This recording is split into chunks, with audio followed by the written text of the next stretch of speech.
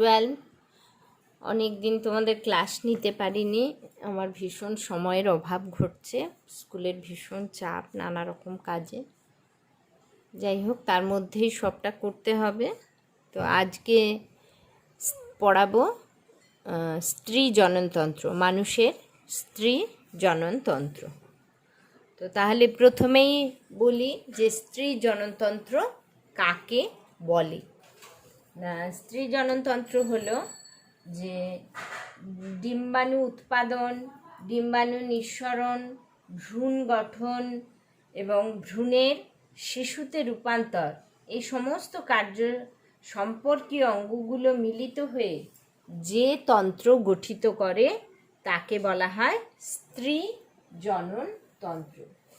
তো স্ত্রী জননতন্ত্রের আরও এভাবে বলা যায় যে যেসব অঙ্গ ও গ্রন্থি স্ত্রী দেহে ডিম্বাণু উৎপাদন ও তার নিঃসরণ, দুটো কাজই, উৎপাদন এবং নির্গমন বা নিঃসরণ, নিষিক্ত ডিম্বাণুর পরিবহন, জরায়ুতে আসা নিষিক্ত ডিম্বাণু এবং সেখান থেকে ভ্রূণ অর্থাৎ শিশু সন্তান ইত্যাদি, ভ্রূণ গঠন ইত্যাদির সঙ্গে যুক্ত যে অঙ্গতন্ত্র তাদেরকে আমরা সম্মিলিতভাবে বলবো স্ত্রী জননতন্ত্র। তাহলে এবারে আসি, এই যে স্ত্রী জননতন্ত্র, ছবি দেখেই আমাদের এবারে এগোতে হবে। স্ত্রী জননতন্ত্র, তো স্ত্রী জননতন্ত্র কি কি প্রধান জননাঙ্গ এবং গৌণ জননাঙ্গ নিয়ে গঠিত সেটা দেখতে হবে। যে স্ত্রী জননতন্ত্র প্রধান জননাঙ্গ হলো ডিম্বাশয়। প্রধান জননাঙ্গ কি না, জননাঙ্গ হচ্ছে ডিম্বাশয়। আর আনুষাঙ্গিক জননাঙ্গ, আনুষাঙ্গিকের মধ্যে পড়ছে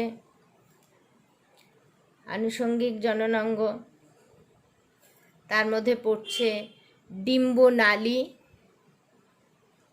বা ফ্যালোপিয়ান টিউব, জরায়ু বা ইউটেরাস, যোনি বা ভ্যাজাইনা, আর বার্থলিন গ্রন্থি,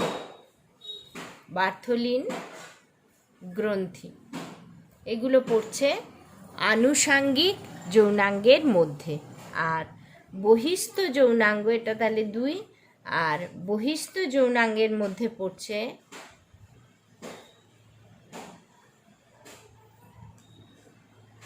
তার মধ্যে পড়ছে মন্স পিউবিস,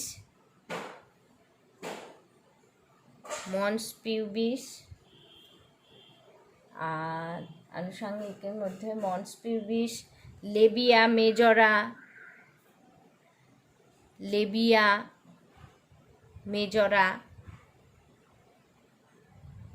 লেবিয়া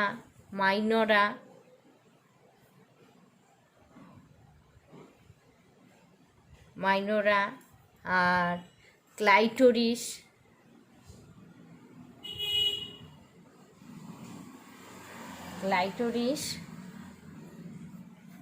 আর তার সাথে ভেস্টিবিউল,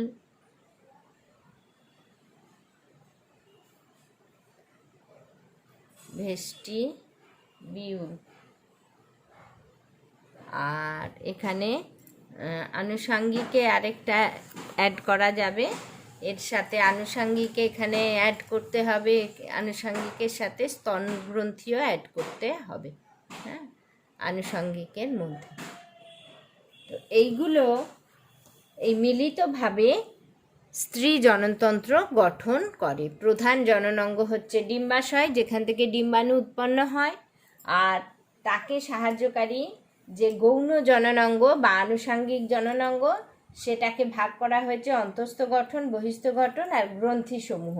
তো অন্তস্থ গঠনের মধ্যে ফ্যালোপিয়ান টিউব আর ডিম্বনালী বা ফ্যালোপিয়ান টিউব, জরায়ু আর ভ্যাজাইনা বা যোনি পড়ছে।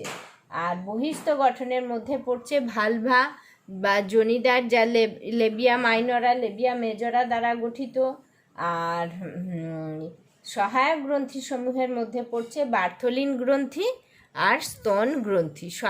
এই বার্থলিন গ্রন্থি আর স্তন গ্রন্থি পড়ছে সহায়ক গ্রন্থির মধ্যে। তো এই হচ্ছে আমরা এবারে এগুলোকে জানব। তো প্রথমেই আসি ডিম্বাশয়। এবারে ছবি ধরে আমরা একটু এগোই। ডিম্বাশয়, তো এই একটা ছবি আছে, এই যে ডিম্বাশয়, এখানে ছবিটা একটু পরিষ্কার। এই দুটো ডিম্বাশয় বা ওভারি, দুটি ওভারি আছে, তার অবস্থান জানতে হবে। ডিম্বাশয়ের অবস্থান হচ্ছে শ্রোণী গহ্বরে। হ্যাঁ, শ্রোণী গহ্বরে, মহিলাদের শ্রোণী গহ্বরে দুটি বৃক্কের নিচে, শ্রোণী গহ্বরে দুটি বৃক্কের নিচে দুই পাশের ফ্যালোপিয়ান টিউব, এই যে ফ্যালোপিয়ান টিউব, ডিম্বনালী বা ফ্যালোপিয়ান টিউবের মুক্ত যে প্রান্ত, সেই ফিমব্রি বলা হয়, আঙুলের মতো মুক্ত প্রান্ত ফিমব্রির কাছে দুটি ডিম্বাশয় অবস্থান করে। আবার ভালো করে শোনো, অবস্থান ও কাজ ভালো করে জানতে হবে। অবস্থান শ্রোণী গহ্বরে দুটি বৃক্কের নিচে, পেছনের দিকে দুটি বৃক্কের ঠিক নিচে ফ্যালোপিয়ান টিউবের মুক্ত প্রান্তে ফিমব্রির কাছে দুটি ডিম্বাশয় অবস্থান করে।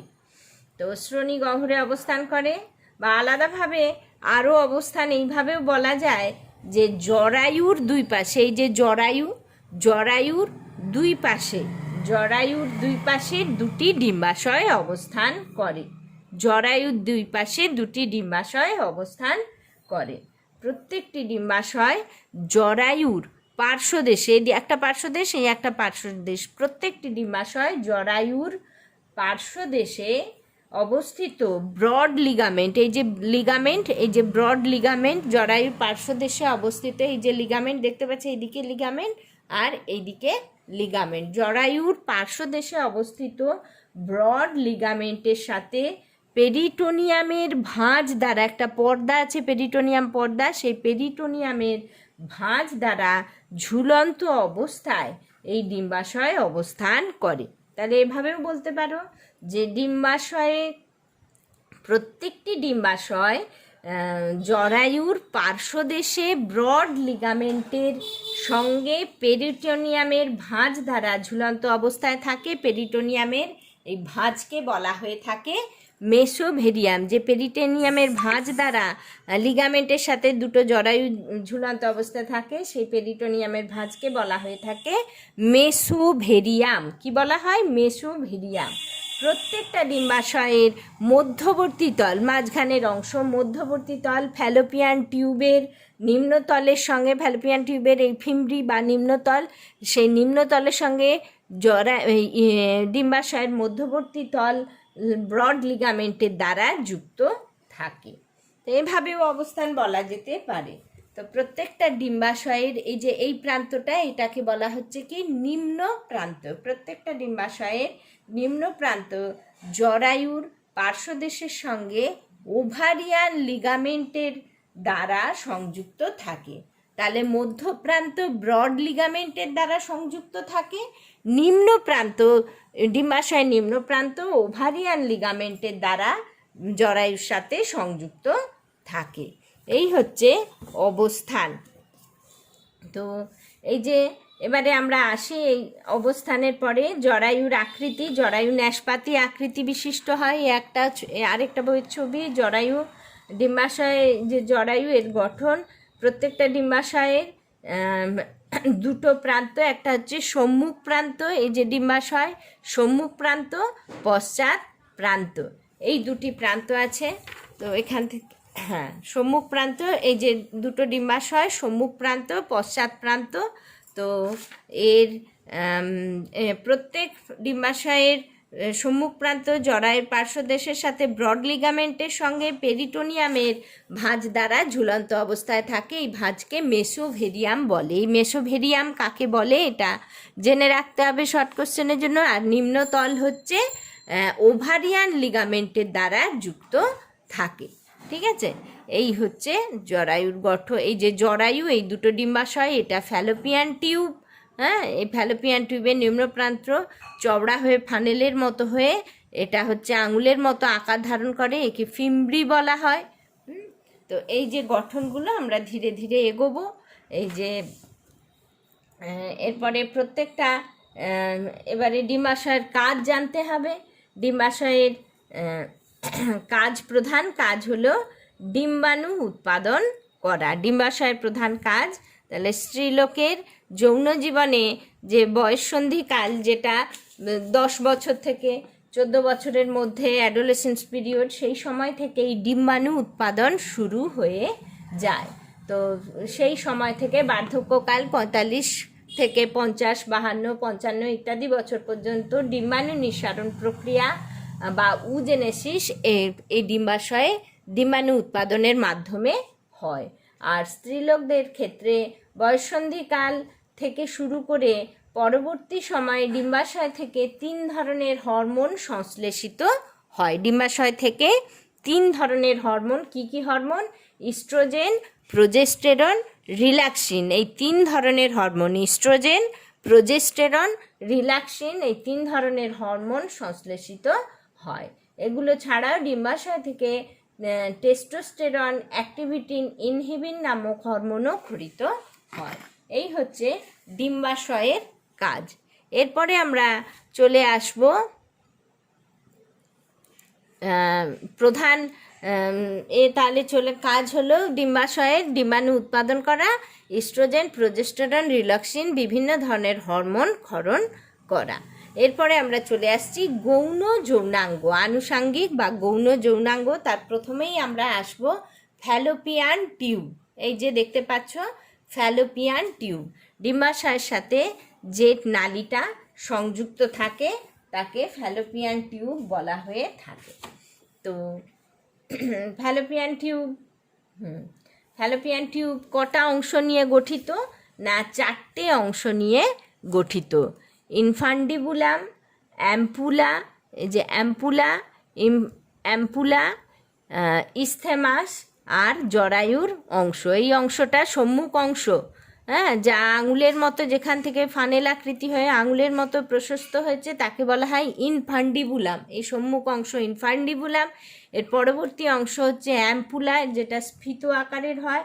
তার পরবর্তী অংশ নলাকার, তাকে ইস্থেমাস বলা হয়। এবং শেষ অংশ যা জরায়ুর সাথে যুক্ত তাকে বলা হয় জরায়ু অংশ।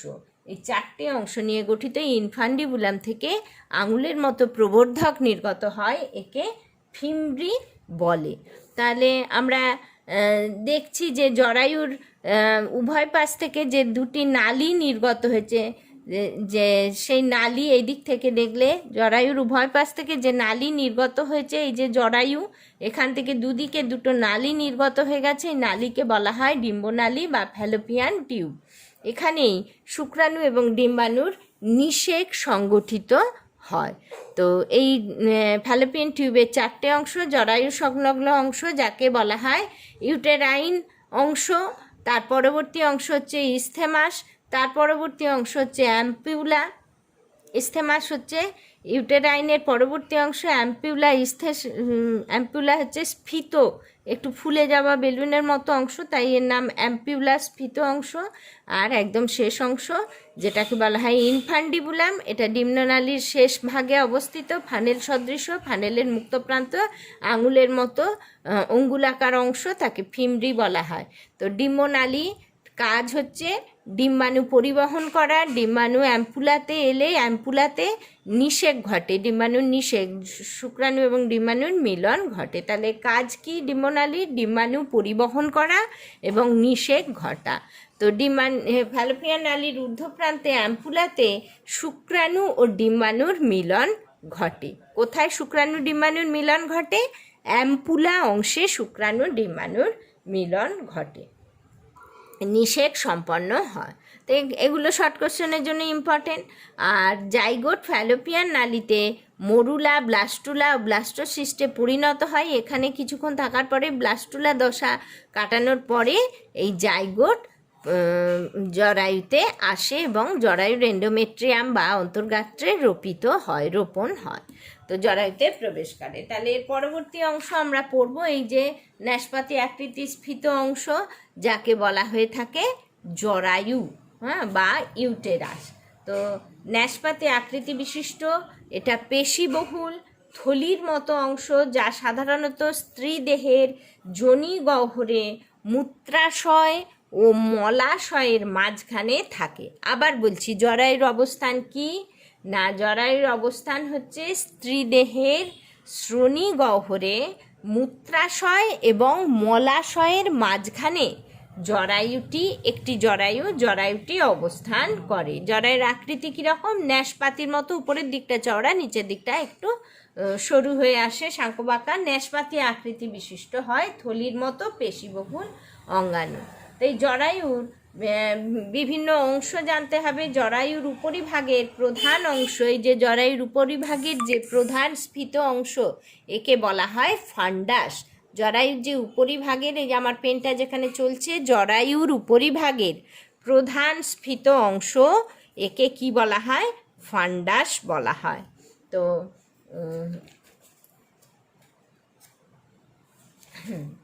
তো এই তাহলে বিভিন্ন অংশগুলো আমরা এবার জানবো। ফান্ডাস উপরের অংশ, তারপরের অংশ হচ্ছে বডি বা দেহ, আর তারপরের অংশ হচ্ছে সার্ভিক্স। এই তিনটে অংশ। তো মাঝখানের যে অংশ, ফান্ডাসের পরে এই মাঝখানের যে অংশ, এই অংশটাকে বলা হয়ে থাকে বডি বা দেহ। মাঝখানের অংশকে দেহ বা বডি বলে, আর নিচে যে পেশিবহুল অংশটা, এই অংশটা, এটাকে বলা হয়ে থাকে সার্ভিক্স। এই তিনটে অংশ। তো নিচের অংশটা একটু নলাকার হয়ে যায় অনেকটা অংশ। সার্ভিক্সের গহ্বরকে সার্ভাইকাল ক্যানেল বলা হয়, এবং সার্ভিক্সের উপরের দিকের অংশকে ইন্টারনাল ওস বলা হয়। তো এত কিছু জানার দরকার নেই, এইটুকুনি জানো যে তিনটে অংশ, উপরের যে স্ফীত উত্তলাকার অংশ তাকে বলা হয় ফান্ডাস, পরবর্তী অংশ সেই অংশকে মাঝের অংশ তাকে দেহ বা বডি বলা হয়, নিচের নলাকার অংশ তাকে বলা হয়ে থাকে সার্ভিক্স। তো জরায়ুর প্রাচীরে এবারে কলাস্থানিক গঠন যদি পড়ি, জরায়ুর প্রাচীরে তিনটে স্তর আছে। কি কি না, পেরিমেট্রিয়াম, আর মেসোমেট্রিয়াম, এন্ডোমেট্রিয়াম। জরায়ুর প্রাচীরের তিনটি স্তর। একেবারে বাইরের স্তরটি হলো পেরিমেট্রিয়াম, যেটি সেরা স্তর। তারপরে স্তরটি হলো মায়োমেট্রিয়াম, মেসো না বলে এখানে বলা হয়েছে মায়োমেট্রিয়াম, যা মাঝখানের মসৃণ স্তর, পেশিবহুল স্তর। আর জরায়ুর একেবারে ভিতরের স্তর হলো এন্ডোমেট্রিয়াম, যেটি মিউকাস স্তর। এই এন্ডোমেট্রিয়ামে ভ্রূণের রোপণ বা ইমপ্ল্যান্টেশন হয়। এটা ভীষণ শর্ট কোশ্চেনে হয়, ভ্রূণ জরায়ুর কোন অংশে রোপিত হয়? এই এন্ডোমেট্রিয়াম স্তরে, অর্থাৎ একদম অন্তর আবরণে ভ্রূণের ইমপ্ল্যান্টেশন ঘটে এবং ভ্রূণ রোপিত হয়। এটাই জরায়ুর গুরুত্বপূর্ণ কাজ। তাহলে জরায়ুর তিনটে স্তর, জরায়ু ত্রিস্তরীয়। এক হচ্ছে পেরিমেট্রিয়াম, একদম বাইরের স্তর, বাইরের স্তর পেরিমেট্রিয়াম। মধ্যস্তর, মাঝখানের স্তর, এটা হচ্ছে পেরিমেট্রিয়াম, এটা হচ্ছে সেরা স্তর, হ্যাঁ, কোষস্তর, সেরা কোষস্তর। আর মাঝখানের স্তরটি হচ্ছে মায়োমেট্রিয়াম, হ্যাঁ, আর এটা পেশিবহুল স্তর, হ্যাঁ, পেশিময়।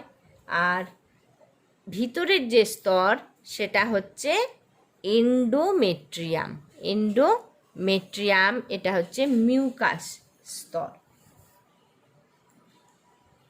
মিউকাস স্তর। তো এই হচ্ছে তোমার তাহলে জরায়ু সম্বন্ধে ধারণা। তো হ্যাঁ, জরায়ু সম্বন্ধে এই ধারণা। তো জরায়ু তাহলে তিনটে অংশ, ফান্ডাস, বডি, সার্ভিক্স। আর কোষস্তরগুলো পেরিমেট্রিয়াম, মাঝে এই যে পেরিমেট্রিয়াম, মায়োমেট্রিয়াম, একদম ভিতরে আছে এন্ডোমেট্রিয়াম, এই যে এন্ডোমেট্রিয়াম স্তর। তো তাহলে জরায়ুর, হ্যাঁ, মায়োমেট্রিয়াম, এটা পেশিবহুল স্তর। যে এটা সেরা স্তর, মানে যোগকলা স্তর, যোগকলা দ্বারা গঠিত।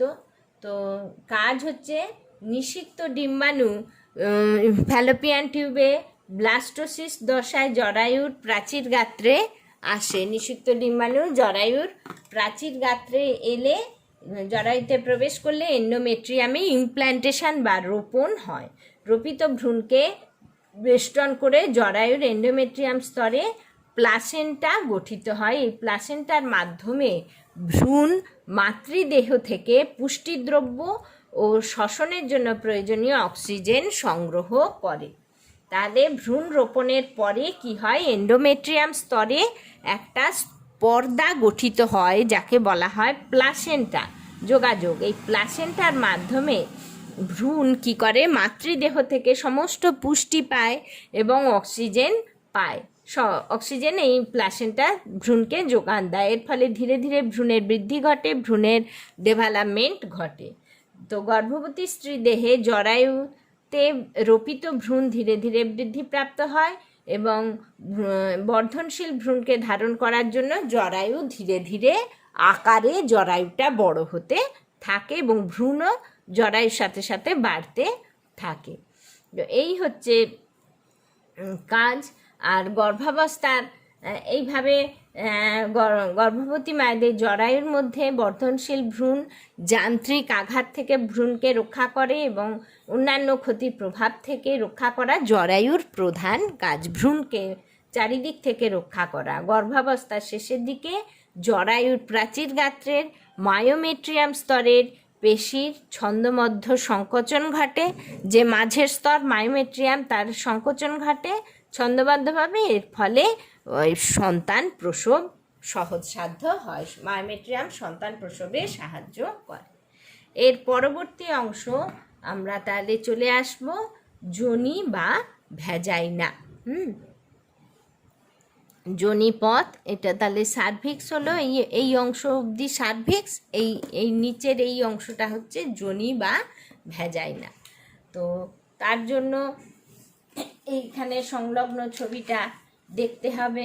এই যে এই ছবিটা যদি দেখো, এই যে লেবিয়া মেজরা, লেবিয়া মাইনরা, এই স্তর ইউরেথ্রার সাথে এই পথটা হচ্ছে, এই স্থানটা হচ্ছে যোনি পথ। তো এই যে যোনি, এইখান থেকে যোনি শুরু, এই যে যোনি, এটা ইউটেরাসের সার্ভিক্স শেষ অংশ, এখান পরবর্তী নিচের অংশ হচ্ছে যোনি। তো যোনি ক্রমশ নিচের দিকে অগ্রসর হয়। তো এখানে যদি ভালো ছবি একটু পাওয়া যেত ভালো হতো। ব্রডলি গার্মেন্ট, এখানে বিশেষ কিছু নেই। তো তাহলে যোনি কি, যোনি বা ভ্যাজাইনা হলো সার্ভিক্সের পরবর্তী অংশ। জরায়ুর যে সার্ভিক্স অংশ, শেষ অংশ, তার পরবর্তী অংশ প্রায় 7 থেকে 10 সেন্টিমিটার দীর্ঘ নলাকার অংশ, যাকে যোনি বলা হয়, যা মূত্রনালীর পেছন দিয়ে এসে দেহের বাইরে স্বাধীনভাবে উন্মুক্ত হয়। তাহলে যোনি কি না, যোনি মূত্রনালীর পেছন দিয়ে এসে সার্ভিক্সের শেষ অংশ থেকে, সার্ভিক্সের শেষ অংশ থেকে যোনি বা ভ্যাজাইনা সার্ভিক্সের পরবর্তী প্রায় 7 থেকে 10 সেন্টিমিটার দীর্ঘ নলাকার অংশ, যা মূত্রনালীর পেছন দিয়ে এসে দেহের বাইরে স্বাধীনভাবে উন্মুক্ত হয় যোনি ছিদ্রের দ্বারা। তো যোনি ও মূত্রনালীর উন্মুক্ত প্রান্তকে ঘিরে পেশিবহুল অংশ থাকে, যাকে লেবিয়া মেজরা ও লেবিয়া মাইনরা বলা হয়ে থাকে। ছবিটা দেখলেই বোঝা যাবে। এই যে লেবিয়া, এইটা হচ্ছে উপরে থাকে মাইনরা, এইটা হচ্ছে মেজরা। লেবিয়া মাইনরা, এটা তোমরা প্রত্যেকে ছবি দেখে পড়বে, তাহলে খুব ইজি হয়ে যাবে। লেবিয়া মাইনরা, লেবিয়া মেজরা। তাহলে কি বলছে না, যোনি ও মূত্রনালীর উন্মুক্ত প্রান্ত, এই যোনি চলে এসছে, যোনির উন্মুক্ত প্রান্ত এটা। এই যে যোনি নেমে এসছে নিচের দিকে এবং মূত্রনালীও এখানেই আছে। মূত্রনালী এবং এই যে মূত্রনালী ইউরেথ্রা, মূত্রনালীর উন্মুক্ত প্রান্ত, যোনির উন্মুক্ত প্রান্তকে ঘিরে লেবিয়া মাইনরা, লেবিয়া মেজরা হ্যাঁ নামক লম্বালম্বিভাবে ঠোঁটের মতো ভালভা থাকে, একে ভালভা বলা হয়। ঠোঁটের মতো অংশ ভালভা। ভালভা হচ্ছে বহিস্থ যৌনাঙ্গ, যা লেবিয়া মাইনরা, লেবিয়া মেজরা, ক্লাইটোরিস, এই অংশ, এই যে অংশটা ক্লাইটোরিস, এই ক্লাইটোরিস এবং ভেস্টিবিউল ইত্যাদি অংশ নিয়ে গঠিত। তো তাহলে ক্লাইটোরিস হলো ভালভার আরেকটি অংশ। এই যে পুরো অংশটা এটা ভালভা, এই পুরো সিস্টেমটাকে ভালভা বলা হচ্ছে। ক্লাইটোরিস হচ্ছে এই যে ক্লাইটোরিস, এই ক্লাইটোরিস ভালভার আরেকটি অংশ, যা পুরুষদের পেনিসের অনুরূপ তুলনা করা হয় এই ক্লাইটোরিস অংশকে। তো ক্লাইটোরিস একটি ক্ষুদ্র দণ্ডাকার পেশিময় অংশ, যা পুরুষের পেনিসের অনুরূপ, যার ঊর্ধ্ব প্রান্ত লেবিয়া মাইনরা, নিম্ন প্রান্ত লেবিয়া মেজরার সঙ্গে সংযোগস্থলে অবস্থান করে। লেবিয়া মাইনরা, এই যে ঊর্ধ্ব প্রান্ত লেবিয়া মাইনরা, লেবিয়া মেজরা সংযোগস্থলে এই যে ঠোঁটের মতো অংশ, এই ঠোঁটের মতো অংশ, একে বলা হয়ে থাকে ক্লাইটোরিস। তো লেবিয়া মাইনরা যে মধ্যবর্তী সংযোগস্থল, সেই সংকীর্ণ অঞ্চল, তার নাম আরেকটা অংশ এখানে জানতে হবে, যেটা হচ্ছে ভেস্টিবিউল। লেবিয়া মাইনরার সাথে যে সংকীর্ণ অঞ্চল, যার নাম ভেস্টিবিউল থাকে, এই অঞ্চলে ভেস্টিবিউলও থাকে। এখানে ছবিতে ভেস্টিবিউলটা পরিষ্কার করে দেখানো নেই। তো লেবিয়া মাইনরের সংযোগস্থলে যে অংশটা থাকে, এই অংশকে বলা হয়ে থাকে ভেস্টিবিউল। তাহলে ক্লাইটোরিসের পরে থাকে ভেস্টিবিউল অংশ। তো এছাড়া এই অংশে থাকে যৌন ছিদ্র, যোনি ছিদ্র অর্থাৎ জনন ছিদ্র, মূত্র ছিদ্র, বিভিন্ন নালী ছিদ্র থাকে এই ভেস্টিবিউলে। একদম শেষ অংশ ভেস্টিবিউল। এই ভেস্টিবিউলে কি থাকে? যৌন ছিদ্র আর মূত্র ছিদ্র, যৌন ছিদ্র এবং বিভিন্ন নালী থাকে। তো এই হচ্ছে তাহলে পুরো কাজ। আরেকবার বলছি, বহিস্থ যৌনাঙ্গের মধ্যে যে যোনির অবস্থান কি না, যোনির অবস্থান হলো, যোনি বা ভ্যাজাইনা হলো সার্ভিক্সের পরবর্তী 7 থেকে 10 সেন্টিমিটার দীর্ঘ নলাকার অংশ। সার্ভিক্স, এই যে সার্ভিক্স, এই সার্ভিক্সের পরে এই অংশটা এখানে পরিষ্কার করে দেওয়া আছে, এই যে এই অবধি সার্ভিক্সের পরে এই নলাকার অংশ 7 থেকে 10 সেন্টিমিটার। এই নলাকার অংশ, এই অংশটা কার সাথে যুক্ত না, কোথায় দিয়ে বেরিয়েছে এই যোনি অংশ? মূত্রনালীর, এই যে যোনি অংশ এখানে, এই যে ইউটেরাস আর এই যে যোনি অংশ, এই যে এই অংশটা পুরো যোনি অংশ, এটা মূত্রনালীর পেছন দিয়ে নির্গত হয়েছে। মূত্রাশয় থেকে ইউরেথ্রা, মূত্রনালীর পেছন দিয়ে এসে দেহের বাইরে স্বাধীন ছিদ্রের মাধ্যমে, এই যোনি ছিদ্রের মাধ্যমে স্বাধীনভাবে মুক্ত হয়েছে। তো এখানে যোনি ও মূত্রনালীর উন্মুক্ত প্রান্ত, এর একটা উন্মুক্ত প্রান্ত, ইউরেথ্রার উন্মুক্ত প্রান্ত যাকে মূত্রছিদ্র, আর যোনি ছিদ্রের উন্মুক্ত প্রান্ত, তাকে ঘিরে কি আছে না লেবিয়া মাইনরা, উপরেরটা, নিচেটা লেবিয়া মেজরা। হ্যাঁ, পেশিবহুল অংশ আছে, লম্বালম্বি থাকে, লম্বালম্বিভাবে ঠোঁটের মতো, ঠিক এর আকৃতিটা ঠিক দেখতে ঠোঁটের মতো ভালভা থাকে। ভালভা কি না, ভালভা হচ্ছে এই যে এই অংশটা ঠোঁটের মতো অংশ, ভালভা যাকে বলা হচ্ছে, এই অংশটা, এটা বহিস্থ যৌনাঙ্গ, যা লেবিয়া মাইনরা, লেবিয়া মেজরা, ক্লাইটোরিস, আর এই অংশটা হচ্ছে ভেস্টিবিউল। এই ভেস্টিবিউল নিয়ে গঠিত। তো ইত্যাদি অংশ নিয়ে গঠিত। ক্লাইটোরিস কি না, ক্লাইটোরিস হলো ভালভা, এই যে ঠোঁটের মতো অংশ ভালভা, যা লেবিয়া মাইনরা, লেবিয়া মেজরা নিয়ে গঠিত। এই ভালভা আর আরেকটি অংশ হচ্ছে এই যে উপরের দিকে উঠে গেছে ছোট্ট নলাকার, একে বলা হয় ক্লাইটোরিস, যা পুরুষদের পেনিসের সাথে অনুরূপ অঙ্গ হিসাবে গণ্য করা হয়েছে। পেনিসের অনুরূপ অংশ অর্থাৎ ক্লাইটোরিস একটি ক্ষুদ্র দণ্ডাকার পেশিময় অংশ, যা পুরুষের পেনিসের অনুরূপ, যার ঊর্ধ্ব প্রান্ত হচ্ছে লেবিয়া মাইনরা, নিম্ন প্রান্ত লেবিয়া মেজরার সাথে লেবিয়া মেজরার সংযোগস্থলে অবস্থান করে। লেবিয়া মাইনরার যে মধ্যবর্তী সংকীর্ণ অঞ্চল, লেবিয়া মাইনরার যে এইটা আর এইটার মাঝখানের অংশ, মধ্যবর্তী সংকীর্ণ অঞ্চল, যার নাম হচ্ছে ভেস্টিবিউল। তাহলে ক্লাইটোরিস এবং লেবিয়া মাইনরার মাঝখানের অঞ্চলকে বলা হয়ে থাকে ভেস্টিবিউল। এছাড়া এই অংশে থাকে, এই ভেস্টিবিউল অংশে কি থাকে না, যৌন ছিদ্র, মূত্রছিদ্র ও বিভিন্ন নালীর ছিদ্র এখানে থাকে। এই হচ্ছে যোনির, হ্যাঁ এই হচ্ছে তাহলে যোনি। তো যোনির কাজ কি না, যোনি যৌন মিলনে সাহায্য করে। যৌন মিলনের সময় স্ত্রী দেহের যোনির অংশেই শুক্রাণু সম্বলিত যে বীর্যের ইজাকুলেশন হয়, নিক্ষেপণ হয়, এবং রজচক্র চলাকালীন স্ত্রী দেহের থেকে যে রজস্রাব এই যোনিপথেই ডিম্বাণু নিঃসরণ ঘটে এই পথে। আর গর্ভবতী স্ত্রী দেহ থেকে স্বাভাবিক প্রক্রিয়ায় সন্তান প্রসবও এই যোনির মাধ্যমে প্রসব পথ হিসাবে কাজ করে এবং যোনিছিদ্রের দ্বারা নির্গত হয়। যোনির প্রাচীর গাত্রের আবরণী কলাস্তরে গ্লাইকোজেন সঞ্চিত থাকে, এরকম কাজ কিছু। তাহলে যোনি হচ্ছে প্রসব পথ এবং এখান থেকেই সন্তান প্রসবিত হয়। এটা ডিম্বাণুর ছিদ্র পথ, ডিম্বাণু নিঃসরণও এই পথ দিয়েই হয়।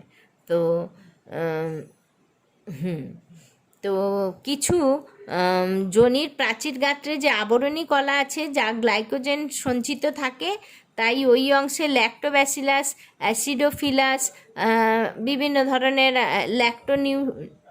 নিউস্টক প্রজাতির উপকারী ব্যাকটেরিয়া এই যোনির এই পথে অবস্থান করে। এরা সন্ধান প্রক্রিয়ায় গ্লাইকোজেন থেকে ল্যাকটিক অ্যাসিড উৎপন্ন করে। এর ফলে যে আম্লিক পরিবেশ তৈরি হয় যোনিতে, তা যোনিকে বিভিন্ন রোগ জীবাণুর হাত থেকে এই অ্যাসিড রক্ষা করে, রোগ জীবাণুর সংক্রমণ হতে দেয় না। তো এগুলো হিউম্যান সিস্টেমে অটোমেটিক আছে, তো এগুলোই জানা। এরপরে আমরা আসব বার্থলিন গ্রন্থি। বার্থলিন গ্রন্থি কি না, বার্থলিন গ্রন্থি হলো যোনি ছিদ্রের দুপাশে দুটো মটরের দানার মতো যোনি ছিদ্র।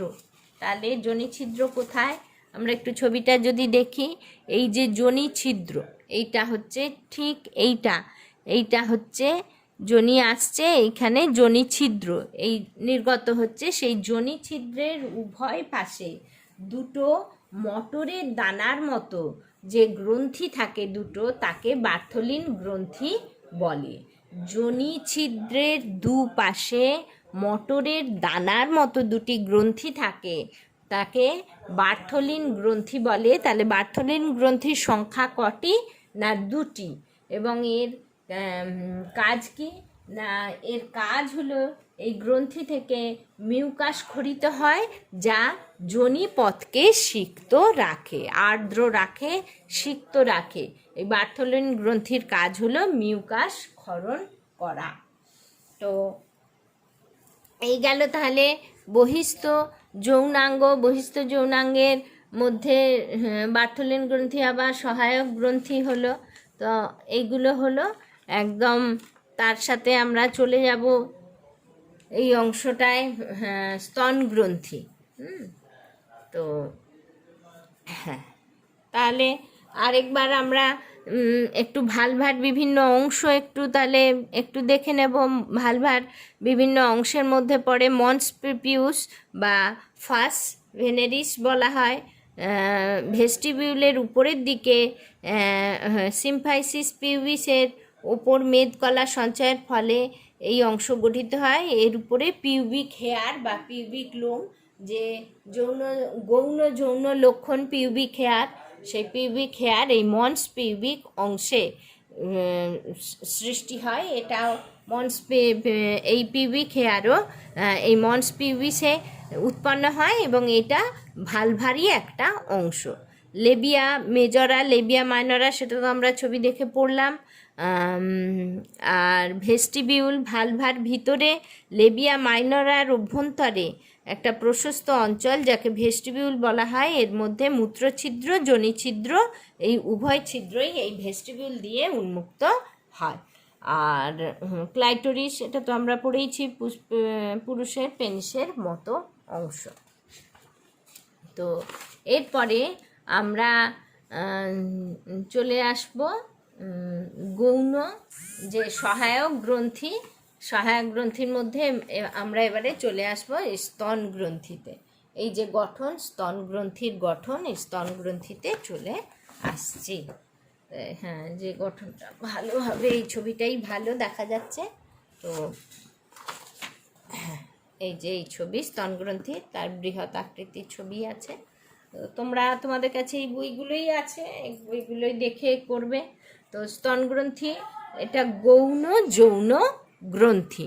গৌণ জননাঙ্গ, তার মধ্যে স্তন গ্রন্থিও পড়ে, গৌণ যৌন গ্রন্থি। স্ত্রীদের বয়ঃসন্ধিকালে ইস্ট্রোজেন ও প্রোজেস্টেরন হরমোনের ক্ষরণের ফলে স্তন গ্রন্থি বড় আকার ধারণ করতে থাকে। কোন সময়? বয়ঃসন্ধিকাল, অর্থাৎ 10 থেকে 14 বছরের মধ্যে।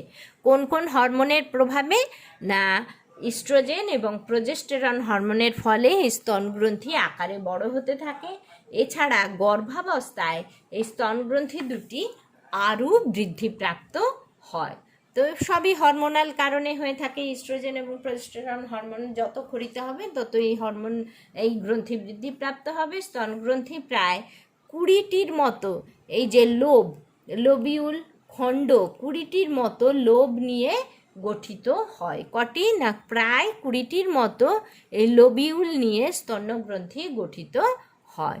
তো হ্যাঁ, এই যে স্তন্যগ্রন্থি, এই যে প্রত্যেকটা লোবিউল বা লোব বলা হয়, প্রত্যেকটা লোব একটি করে ল্যাক্টিফেরাস নালী, ল্যাক্টিফেরাস ডাক্ট বা দুগ্ধবাহী নালীর সাথে সংযুক্ত থাকে ও তার শাখা প্রশাখা নিয়ে গঠিত। তাহলে প্রত্যেকটা যে লোবিউল, সেখানে কি আছে? না, নালী আছে, দুগ্ধবাহী নালী, ল্যাক্টিফেরাস নালী। এই যে এই নালীগুলো হচ্ছে, এই যে এই নালী, এই নালী, এইটার এই নালী, এই নালী, এই নালীগুলো হচ্ছে ল্যাক্টিফেরাস নালী বা দুগ্ধবাহী নালী ও তার শাখা প্রশাখা নিয়ে, এই নালীর চারিদিকে আরও শাখা প্রশাখা নির্গত হয়, শাখা প্রশাখা নিয়ে গঠিত।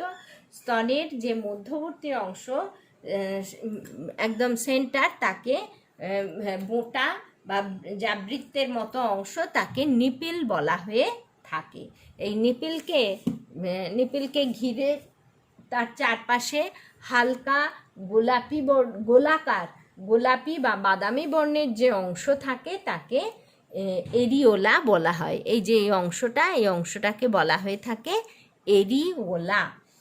তো এই এরিওলা অংশ থাকে। আর এই বোঁটা দিয়ে স্তন্যদুগ্ধ দেহের বাইরে উন্মুক্ত হয় এবং উন্মুক্ত হওয়ার আগে এই অংশটা সামান্য স্ফীত হয়ে কি হয়?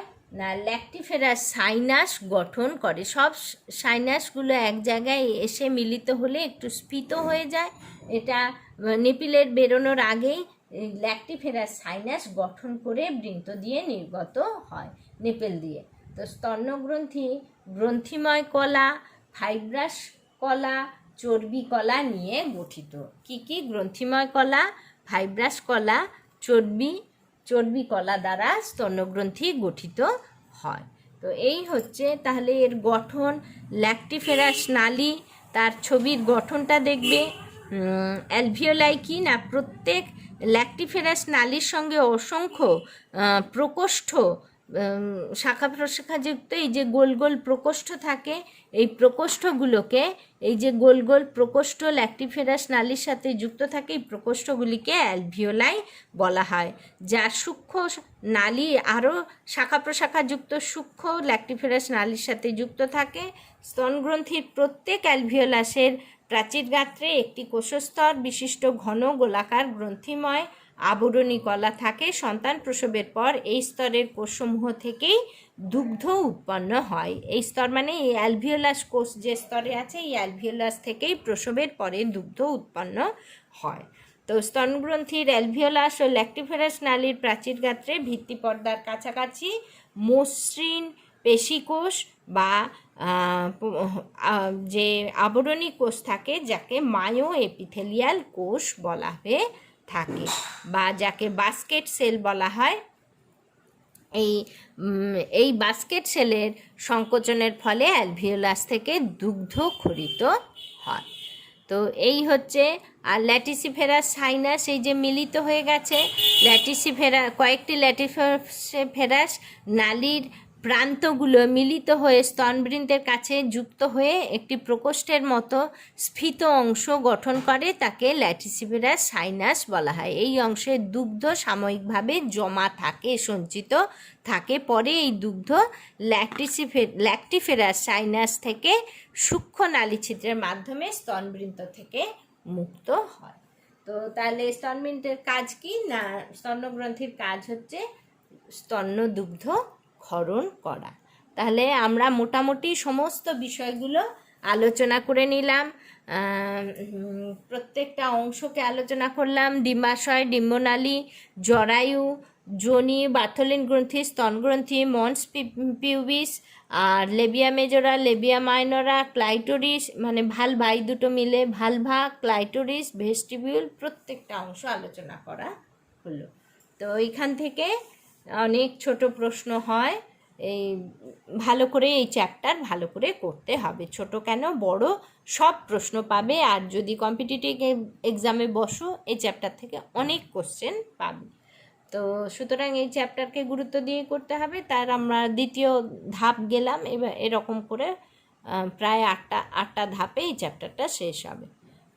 পড়াশোনা করে নাও, আমি প্রশ্ন পাঠিয়ে দেবো, তোমরা উত্তর লিখে দিও। ঠিক আছে, সবাই ভালো থেকো।